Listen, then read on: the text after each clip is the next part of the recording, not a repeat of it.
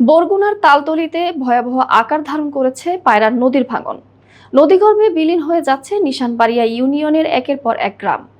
বর্ষা মৌসুম শুরু হওয়ার আগেই বসতবাড়ি ও ফসলি জমি হারিয়ে নিঃস্ব হচ্ছেন স্থানীয় বাসিন্দারা।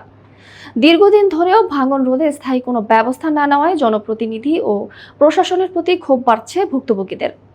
বরগুনার তালতলী থেকে মুস্তাফিজের তথ্য ও চিত্রে বিস্তারিত। তালতলী উপজেলার নিশানবাড়িয়া ইউনিয়নে যেন থামছেই না পায়রা নদীর আগ্রাসন। প্রতি বছরের মতো এবারও বর্ষা শুরুর আগেই তীব্র ভাঙনের মুখে পড়েছে নদী তীরবর্তী এলাকাগুলো। নদী গর্ভে হারিয়ে যাচ্ছে স্থানীয়দের আজীবনের সঞ্চয়ে গড়া বসতভিটা ও উর্বর ফসলি জমি। মুহূর্তের মধ্যেই নদীতে বিলীন হচ্ছে ঘরবাড়ি। মাথা গোঁজার শেষ আশ্রয়টুকু হারিয়ে অনেক পরিবার খোলা আকাশের নিচে মানবেতর জীবনযাপন করছে। কেউ কেউ বাধ্য হয়ে আশ্রয় নিয়েছেন অন্যের জমিতে। এই যে তেঁতুলবাড়িয়া যে গ্রামটা, এই গ্রামটা আমরা ছোটকালে দেখে আইছি, কিন্তু এখন বর্তমানে এই গ্রামটা একেবারে বিলীন হয়ে গেছে নদীর সাথে। এই ভাঙতে ভাঙতে তেঁতুলবাড়িয়া এলাকাটা এখন নাই।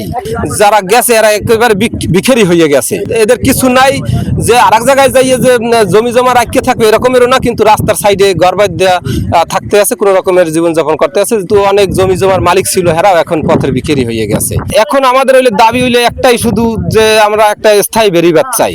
এই আমাগো এই যে ছোটকাল হইতে এইখানে নদী ভাঙতে ভাঙতে ভাঙতে ভাঙতে এই যে বড় একটা সরকারি রাস্তা হলে স্বাধীনের আগে ওই রাস্তাটা ভাঙার পর হেরবে খালি উনি বলো কইবে এ যাবৎ মনে হয় যে 20 ফিট মানববন্ধন করছি, সাংবাদিক সম্মেলন করছি, খালি উনি বলো কইবে কিন্তু বলো কইয়া পাই কি বস্তা। হ্যাঁ 6 মাসের মধ্যে যায় খালি তুবানি ছিটিয়ে যায়। এখন যদি আমাকে যদি বলো কই দিয়ে তাহলে ভালো হইতে, আনাইলে বস্তা মাস্তা কিছু দেওয়া লাগবে না, তার সাথে যে দু যায় ভাঙিয়ে যাও। শুধু বসত বাড়ি নয়, ভাঙনের হুমকিতে রয়েছে আরও বেশ কয়েকটি ঘরবাড়ি, ধর্মীয় প্রতিষ্ঠান এবং শিক্ষা প্রতিষ্ঠান। স্থানীয়দের অভিযোগ, বছরের পর বছর ধরে তারা শুধু আশ্বাসই পেয়েছেন, কিন্তু নদী ভাঙন রোধে কোনো স্থায়ী ও কার্যকর উদ্যোগ বাস্তবায়ন করা হয়নি। ফলে জনপ্রতিনিধি ও প্রশাসনের প্রতি চরম ক্ষোভ প্রকাশ করছেন ক্ষতিগ্রস্ত এলাকাবাসী।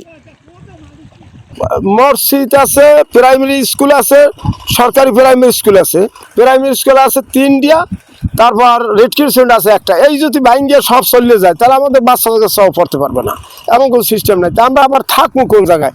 থাকারও পরিবেশ নাই। তাহলে পরিবেশ না থাকলে তো আমরা একটু চাই যে বর্তমান সরকারের কাছে একটা স্থায়ী বেরিবাদ চাই। প্রতি বছরই আপনার এই ব্যারিকেডটি ভাঙন হয়, কিন্তু এটা স্বাভাবিকভাবে কাজ করা হয়। এই কখনো একটু ভেরিবাদ বাদে, আবার কখনো আপনার এই জিও ব্যাগ দিয়ে আপনার কাজ করে যায়।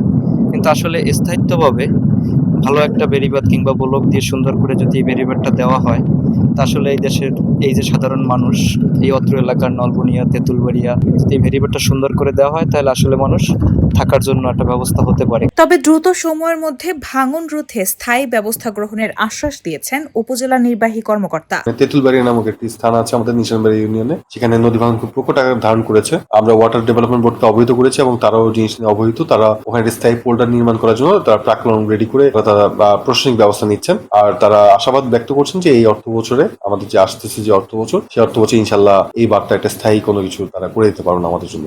পায়রা নদীর ভয়াল ভাঙন থেকে বসতভিটা ও ফসলি জমি রক্ষায় ঊর্ধ্বতন কর্তৃপক্ষ দ্রুত স্থায়ী ও কার্যকর পদক্ষেপ নেবে, এমন প্রত্যাশাই ভুক্তভোগী মানুষের।